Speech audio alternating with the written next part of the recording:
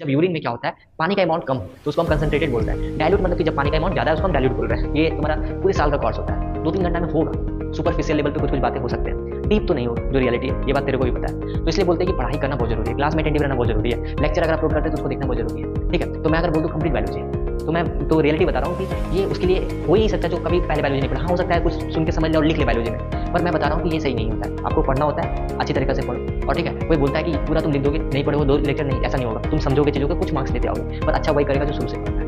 एक बात याद रखना, ठीक है। इसलिए मैं बता रहा हूँ कि क्लास में अटेंटिव रहना और regular study, consistency is the key of success, जो तुमको हर एक चीज में दिखाना होता है, चाहे वो लेक्चर है चाहे तुम्हारा कुछ भी हो। ठीक है, आगे देखो। हेलो एवरीवन, तो अब फिर हम लोग यहाँ से पार्ट 2 स्टार्ट कर रहे हैं। प्री बोर्ड का जो रिवीजन हम लोग स्टार्ट किए थे, जहाँ पे हम लोग अब क्या है कि हम लोग जल्दी स्टार्ट कर रहे हैं बिना टाइम वेस्ट किए हुए। तो देखो, यहाँ पे भी लाइफ प्रोसेस का जो क्वेश्चन इंपॉर्टेंट हो रहा है कि हमारे पास फ्लो ऑफ ब्लड क्या होता है थ्रू ह्यूमन बींग्स, हार्ट में फ्लो ऑफ ब्लड कैसे होता है। तो हमको पता है कि जो ह्यूमन हार्ट में होता है, ऑक्सीजन रिच ब्लड फ्लो करता है, lungs come to the thin walled upper chamber heart of the left and left atrium, जिसको हम बोल रहे हैं, है ना। जैसे आपके पास क्या है, अगर हम बात करते हैं, हमारे पास एट्रियम, एट्रियम, वेंट्रिकल्स, वेंट्रिकल। ठीक है सर, ये हमारा मान लो राइट है, तो ये हमारे पास लेफ्ट, ये हमारे पास लेफ्ट, ये हमारे पास राइट।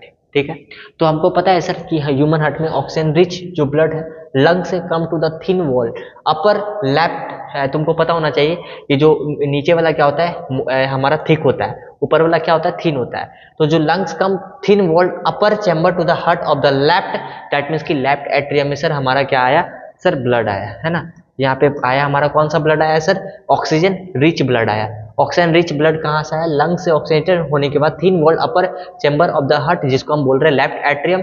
लेफ्ट एट्रियम रिलैक्स होगा और कलेक्शन द ब्लड इट, उसके बाद देखो ध्यान से होगा, it contract and then blood is allowed to enter in the next chamber, जिसको हम लेफ्ट वेंट्रिकल। सर अब उसके बाद सर ब्लड आ गया यहाँ से, सर कहाँ से आया था सर, लंग से ऑक्सीजनेटेड होकर आया था, oxygen rich air left atrium से लेफ्ट वेंट्रिकल से आया। ओके, इट एक्सपांड, उसके बाद क्या हुआ कि when the muscular left ventricles contract, the blood is pumped out of the body via aorta।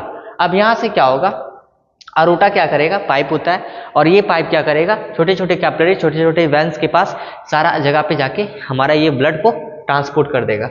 उसके बाद deoxygenated blood reaches from the body to the upper chamber of the right atrium. तो deoxygenated blood क्या है, right atrium के पास जाएगा। मान लो कि यहाँ पे बॉडी टिश्यू है, वहां से जितने भी हमारे ऑक्सीनेटेड ब्लड थे वो सारे बॉडी के पास चले गए। अब वहां से डीऑक्सीनेटेड ब्लड आएंगे और ये डीऑक्सीनेटेड ब्लड फिर से क्या होंगे, राइट एट्रियम में आएंगे। कहाँ पे आएंगे, राइट एट्रियम में आएंगे। और राइट एट्रियम में आने के बाद as right atrium contract then it's expand at the right atrium contract the corresponding lower chamber right ventricle dilate। अब यहाँ पे देखो आएगा ब्लड डायलेट होके, यहाँ पे हमारे पास बहुत सारे वल्व्स होते हैं जो मैंने क्लास में बहुत अच्छी तरीका से बताया, इसका पाथवे को भी मैंने बताया, तो अभी मैं तुम्हें क्वेश्चन लिखने बता रहा हूँ कैसे लिखना है। अब उसके बाद right ventricles dilate the transfer the blood to right ventricles which turn pumps into the lungs for oxygenation. अब ये फिर क्या होगा, फिर ऑक्सीजनेशन के लिए जाएगा, किसके पास, लंग्स के पास जाएगा। ठीक है, अब आगे देखो, नेक्स्ट क्वेश्चन है structure and functioning of nephron. उससे पहले ये वाला क्वेश्चन को कर लो, ठीक है। तो फंक्शनिंग ऑफ नेफ्रॉन भी करना बहुत जरूरी क्वेश्चन है। तो इसमें देखो कैसे आपको नेफ्रॉन का पहले फिगर बनाना है। अभी आप वीडियो को पॉज करके आप नेफ्रॉन का फिगर बनाओ और उसके बाद ध्यान से देखो क्वेश्चन को कैसे करना है। आपको पता होना चाहिए कि जब हम स्ट्रक्चर ऑफ नेफ्रॉन का बात करते हैं तो आपको नेफ्रॉन का एक बेसिक फिल्टरिंग यूनिट होता है जो हमारे किडनी में, ये लॉन्ग कॉइल ट्यूबल होता है जो in connected to the double wall cup shape structure, जिसको हम बोलते हैं बोमेन कैप्सूल। और उसके बाद अगर हम बात करते हैं कि अदर इन जो यूरिन कलेक्ट होता है, यहाँ पे बोमेन capsule contain bundle of blood capillaries. जैसे कि हमारे पास क्या है, हमारे पास कुछ ऐसा स्ट्रक्चर देखने को मिलता है ना, हमारे पास कुछ ऐसा स्ट्रक्चर देखने को मिलता है सर, इसको हम क्या बोल रहे हैं, बोमेन कैप्सूल। और यहाँ पे हमारे पास टॉप ब्लड कैपिलरीज होते हैं। तो नेफ्रॉन क्या है, एक बेसिक फिल्टरिंग यूनिट होता है। सर कहाँ पे होता है, सर किडनी में होता है। सर ये कैसा होता है, लॉन्ग होता है सर, कोइल्ड होता है। कोइल्ड मतलब कि घुमा पूरा tubule, whose one end is जहाँ पे क्या होता है, connected to the double wall cup shaped है, जिसको हम क्या बोल रहे हैं, बोमेन कैप्सूल बोल रहे हैं। और अनदर इन कलेक्टिंग डक्ट होता है, अदर इन के पास क्या होता है, कलेक्टिंग डक्ट होता है। बोमेन कैप्सूल कलेक्टिंग डक्ट किस तरह का होता है सर, कुछ इस तरह करके हमारे पास कलेक्टिंग डक्ट देखने को मिलते हैं। उसके बाद अब हमारे पास क्या बोला है, बोमेन कैप्सूल बोमेन यहाँ पे देखो, Bowman capsule contain bundle of blood capillary, जिसको हम बोलते हैं glomerulus, that followed by the tubular parts of nephron which forms loops some helps. ठीक है, एक बार इसको पढ़ना। ठीक है, और अगर ऐसा टफ लगे तो दूसरा क्वेश्चन को अटेम्प्ट कर लेना। अगर इस तरह का क्वेश्चन अगर आएगा नेफ्रॉन का तो स्किप करके दूसरा क्वेश्चन अटेम्प्ट करना। ग्लोमेरुलस का काम क्या होता है? फिल्टर करता है ब्लड पासिंग थ्रू इट, मतलब जितना भी ब्लड ग्लोमेरुलस से आएगा उसको फिल्टर करेगा। उसके बाद it also ensure the remove only harmful substance from the body that include nitrogenous material. Nitrogenous material मतलब सर यूरिया, यूरिक एसिड और अमोनिया, ये अगर बेस्ट मटेरियल है तो इसको क्या करेगा? वो फिल्टर करेगा। Next point, the useful substance like glucose, amino acid and salt are major amount of water selectively reabsorb। अब जो यूजफुल सब्सटेंस है वो क्या होगा? एब्जॉर्ब होगा। कहाँ से? ट्यूबुलर पार्ट ऑफ नेफ्रॉन से। जो तुम्हारा अमीनो एसिड हो गया, ये तुम्हारे जितने भी मिनरल्स हो गए वो सारे रीएब्जॉर्ब होंगे। कुछ सब्सटेंस जैसे कि potassium are actively secreted into the urine through the tubule. अब क्या है कि कुछ सब्सटेंस जैसे तुम्हारा पोटासियम के बारे में एनसीईआरटी लिखता है कि वो एक्टिवली सिक्रेट हो जाता है यूरिन के अंदर through the tubule, the collecting duct urine and passes into the ureter. Collecting duct collect the urine. अब कलेक्टिंग डक्ट क्या करेगा? यूरिन को कलेक्ट किया। जैसे हमारे पास, अगर हम एग्जांपल से तुम्हारे पास बात करते हैं, ध्यान से सुनना। जैसे कि हमारे पास यूरेटर और किडनी को थोड़ा सा हम दिखाते हैं, तो तुम एक बार क्या करना, एक्सक्रीटरी सिस्टम को भी बनाना। ठीक है, उससे क्या होगा? बहुत सारा आइडिया आएगा। ठीक है, देखो क्या मैं बताना चाह रहा हूँ, ध्यान से देखो। जैसे कि हमारे पास ये किडनी है, यहाँ से हमारे पास यूरेटर निकला। ठीक है, यहाँ से हमारे पास यूरेटर निकला। ठीक है सर, और उसके बाद ये यूरेटर क्या होता है? बेसिकली यहाँ पे हमारे पास है ना यूरिनरी ब्लैडर से जुड़ता है ना। तो ये हमारे पास, हम बस ये बोलना चाह रहे हैं कि यहाँ पे बहुत सारे जो फिल्टरिंग यूनिट होते हैं, ये सेक्शन ऑफ फिल्टरिंग यूनिट होते हैं, जिसको हम क्या बोलते हैं? नेफ्रॉन बोलते हैं ना। बहुत सारे फिल्टरिंग यूनिट होते हैं, जिसको तुम जूम करके देखोगे तो फिल्ट्रेशन यूनिट मिलियंस होते हैं हमारे, कहाँ पे? दोनों की किडनी में। मतलब दोनों बोथ किडनी में मिलियंस ऑफ नेफ्रॉन्स हमारे पास प्रेजेंट होते हैं। मतलब अभी जो हम पढ़ा रहे थे वो एक फिल्ट्रेशन यूनिट होता है जो इसके अंदर एकदम छोटा छोटा प्रेजेंट है। ठीक है, तो अब हम लोग आगे देखते हैं कि एक बार पढ़ना तो समझ में आ जाएगा लगभग तुमको। व्हाट आर द, ये बहुत इजी क्वेश्चन है, what are the method use by the plants to get rid excretory product. तो सबसे पहला बात करते हैं तो हमारे पास क्या है?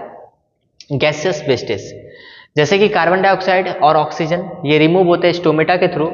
ठीक है, लिप्स में, and lenticels in stems to the air. तो तुमको पता होना चाहिए कि तुम्हारा गैसेस वेस्टेज जैसे कार्बन डाइऑक्साइड और ऑक्सीजन होता है वो रिमूव होता है तुम्हारे प्लांट्स के थ्रू, स्टोमेटा के थ्रू। और लेंटिसेल्स हमारे स्टीम्स में क्या होते हैं? छेद होते हैं, जिसको हम लेंटिसेल्स बोलते हैं, जहाँ से एयर एक्सचेंज होता है। Plant get read by the excess water bye transpiration. कुछ वेस्ट प्रोडक्ट स्टोर होते हैं रेजिन्स और गम्स के रूप में हमारे प्लांट्स के अंदर। उसके बाद प्लांट एक्सक्रीट करते कुछ वेस्टेज, जिसको जो हमारे क्या है कि हमारे into the soil around them, जो क्या होते हैं कि कुछ प्लांट ऑल्सो एक्सक्रीट, मतलब प्लांट्स कुछ एक्सक्रीट मींस वेस्ट आउट करते हैं जो हमारे सोइल के अराउंड चले जाते हैं, है ना, अराउंड देम। वेस्ट प्रोडक्ट में भी स्टोर होते हैं लिप्स में, वार्क में, और प्लांट के अदर पार्ट में भी स्टोर वेस्ट प्रोडक्ट होते हैं, और जिसके कारण से विच फॉल और get rid by the plant. और जब पत्ता भी गिरता है तो कहीं ना कहीं वेस्ट प्रोडक्ट अगर लिप में होगा तो पत्ता गिरा तो दैट मीन्स की बहुत सारे वेस्ट मटेरियल भी क्या है प्लांट से इस तरह से गेट रिड मतलब बाहर निकलते हैं। तो ये तुम्हारा मेथड था कुछ। अब उसके बाद how many amount of urine is produce, ये तुम्हारा सीबीएसई का क्वेश्चन है और एनसीईआरटी का भी क्वेश्चन है, ध्यान से समझना। सबसे पहले amount of urine form depend on how much excess water तुम पीते हो, तुम्हारे बॉडी में प्रेजेंट है, dissolve water is to be excreted, है ना। तो सबसे पहला पॉइंट क्या है कि जो अमाउंट तुम्हारे यूरिन में है, urine form depend on how much excess water is produce in the body. ठीक है, तुम्हारा बॉडी में कितना एक्सेस वाटर प्रोड्यूस होता है, उसके बाद तुम्हारे पास क्या है and how much it dissolve wastage to be excreted. जितना ज्यादा वाटर होगा उतना ज्यादा dissolve waste in body will produce more urine. अब जितना ज्यादा वाटर होगा उतना ज्यादा तुम्हारा यूरिन बॉडी में बनेगा। On other hand less water less dissolve urine, और यूरिन कैसा होगा, एक वर्ड सुने होगे कंसंट्रेटेड और डाइल्यूट। तो कंसंट्रेटेड का मतलब होता है कि जब यूरिन में क्या होता है पानी का अमाउंट कम हो तो उसको हम कंसंट्रेटेड बोल रहे हैं। डाइल्यूट मतलब कि जब पानी का अमाउंट ज्यादा है उसको हम डाइल्यूट बोल रहे हैं। उसके बाद एल्वुलाई इन द लंग्स और नेफ्रॉन इन द किडनी क्या है, पढ़ लेना, बहुत इजी क्वेश्चन है, एक बार पढ़ दे रहे हैं। बैलून लाइक स्ट्रक्चर होता है, ये long coil tube structure present with the kidney. Thin wall alveoli contain extensive network of blood vessels. तुमको पता है एल्वुलाई के अंदर बहुत सारे ब्लड वेसल्स प्रेजेंट होते हैं। यहाँ पे क्या होते हैं, बंडल ऑफ ब्लड कैपिलरीज होते हैं जिसको ग्लोमेरुलस बोलते हैं ना। नेफ्रॉन्स के अंदर क्या होते हैं, बहुत सारे हमारे पास ब्लड वेसल्स होते हैं जिसको हम क्या बोलते हैं, टफ्ट ऑफ ब्लड वेसल्स होते हैं। Glomerulus tubular part of also contain vessels, जहाँ पे रीअब्जॉर्प्शन होते हैं बहुत सारे useful substance. Alveoli provide a large surface area where exchange of gases take place. Nephrones help in a filtration unit. ये क्या करता है, एक्सचेंज करता है गैसेस का, ये फिल्टर करता है बेस्ट मटेरियल को। ठीक है। Harmful product, phenomena of diffusion employed in the exchange of gases in alveoli. Nephron apply selective reabsorption useful substances capillaries. Large number of alveoli present in the lungs, इसमें भी बहुत सारे होते हैं। देखो रियलिटी होता है कि कंप्लीट बायोलॉजी ये तुम्हारा पूरे साल का कोर्स होता है, 2-3 घंटा में होगा। सुपरफिशियल लेवल पे कुछ कुछ बातें हो सकते हैं, डीप तो नहीं होगा जो रियलिटी है, ये बात तेरे को भी पता है। तो इसलिए बोलते हैं कि पढ़ाई करना बहुत जरूरी है, क्लास में अटेंटिव रहना बहुत जरूरी है, लेक्चर अगर अपलोड करते हैं तो उसको देखना बहुत जरूरी है। ठीक है। तो मैं अगर बोल दूँ कंप्लीट बायोलॉजी, तो मैं तो रियलिटी बता रहा हूँ कि ये उसके लिए हो ही नहीं सकता जो कभी पहले बायोलॉजी नहीं पढ़ा। हाँ हो सकता है कुछ सुन के समझ ले और लिख ले बायोलॉजी में, पर मैं बता रहा हूँ कि ये सही नहीं होता है। आपको पढ़ना होता है, अच्छी तरीक़ा से पढ़ो। और ठीक है, कोई बोलता है कि पूरा तुम लिख दोगे, नहीं पढ़ोगे 2 लेक्चर, नहीं ऐसा नहीं होगा। तुम समझोगे चीज़ों को, कुछ मार्क्स लेते आओगे, पर अच्छा वही करेगा जो शुरू से पढ़ रहा है। एक बात याद रखना, ठीक है।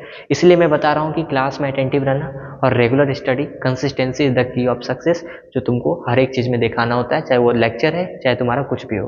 ठीक है, आगे देखो। तो what are the component of transporting system. Heart होता है जो पंप करता है ब्लड को, circulated in the blood, receive the blood. Blood क्या करता है, फ्लूइड कनेक्टिव टिश्यू होता है जिसमें प्लाज्मा होता है जो फूड ट्रांसपोर्ट करेगा, कार्बन डाइऑक्साइड, नाइट्रोजनस बेस और हार्मोन्स डिजोल्व फॉर्म में। उसके बाद ब्लड कॉर्पस में आरबीसी होता है, डब्ल्यूबीसी होता है, प्लेटलेट्स होता है। इसका फंक्शन तुमको पता होना चाहिए। आरबीसी और डब्ल्यूबीसी और प्लेटलेट्स, आरबीसी ट्रांसपोर्ट करता है रेस्पिरेटरी गैसेस, डब्ल्यूबीसी तुम्हारा प्रोटेक्ट करता है बॉडी को पैथोजन से, और तुमको पता है प्लेटलेट्स क्लॉटिंग कराता है, इंजरी से बचाता है। ब्लड वेसल्स में आर्टेरीज होते हैं, वैन्स होते हैं, कैपिलरीज होते हैं और लिम्फ होते हैं। तो ये ट्रांसपोर्ट करता है blood heart from different parts. Vans क्या करता है, transport blood towards heart. Vans क्या करेगा, हार्ट के तरफ ब्लड को लेके जाएगा, है ना। और ये क्या है, कैपिलरीज क्या करता है तुम्हारा, allow exchange of material between blood and tissues और ब्लड के बीच में तो भी एक्सचेंज होना चाहिए मटेरियल का, वो कौन कराता है, कैपिलरीज, सबसे छोटा छोटा होता है। लिम्फ क्या करता है, digested and absorb fat intestine and drain access fluid from the extra cellular space back into the blood. That means कि ये कैरी करता है डाइजेस्टेड एंड एब्जॉर्ब फैट, कहाँ से सर, इंटेस्टाइन से भी, और and drain the access fluid from the extra cellular space back into the blood, और एक्स्ट्रा उसको फिर से क्या है तुम्हारा ब्लड में ही डालेगा और उसके थ्रू से वो ट्रांसपोर्ट हो जाता है। Where do plant get raw material required for photosynthesis. Sir nature से मिलता है, क्या क्या है, CO2 वाटर एंड तुम्हारा CO2 हो गया, वाटर हो गया, और क्या हो गया, CO2 वाटर, और तुम्हारा क्या है, यही सब हमारा क्या, रॉ मटेरियल सनलाइट हो गया। CO2 लेता है स्टोमेटा के थ्रू, और लैंड प्लांट का बात करते हैं, वाइल एक्वेटिक प्लांट क्या करता है, डिजोल्व फॉर्म में लेता है। While taken up the absorbed by the roots through the process of osmosis is transported by the lips containing photosynthesis। और अगर तुम्हारा जाइलम का कौन सा पार्ट है, तो जाइलम वेसल्स के थ्रू ये हो रहा है, ये तुमको पता होना चाहिए। तो अब यहाँ से हम लोग बात करते हैं कि गार्ड सेल्स कैसे रेगुलेट करता है process of opening and closing of stomata. तो ओपनिंग और क्लोजिंग ऑफ स्टोमेटा अकर होता है by turgor pressure of guard cells. Guard cells turgid stomatal pores open होते हैं, while flaccid stomatal pores close होते हैं। फ्लैसिड मतलब और टर्गिट मतलब, टर्गिट मीन्स फूल जाना, फ्लैसिड मीन्स श्रिंक हो जाना। देखो इस तरीका से रियलिटी देखो, अगर डीप कॉन्सेप्ट तुम पढ़े होगे मेरे से, बहुत आराम आराम से हम लोग पढ़ते हैं। ऐसा सिचुएशन है कि हमें थोड़ा रैपिड मोड में लेके जाना पड़ रहा है, डोंट वरी। तो जब हम लोग 11th में या फिर कभी भी हम लोग स्टार्ट कर रहे होंगे पढ़ाई को, तो हम लोग क्या है ना आराम आराम से पढ़ेंगे। इसलिए मैं बार बार बोलता हूँ कि कंसिस्टेंसी से स्टार्टिंग से पढ़ो, अभी इतना मेहनत नहीं करना पड़ेगा। फिर भी अभी तुम्हारा मोटिव है कल का टेस्ट अच्छा से करना, ताकि तुम्हारा मेन बोर्ड अच्छा से हो सके। तो आप अच्छी तरीक़ा से देखो इसमें और क्वेश्चन क्या है। अब देखो न्यूरॉन्स का क्वेश्चन है, तो यहाँ पे हम लोग लाइव प्रोसेस के सारे क्वेश्चन को कर लिए।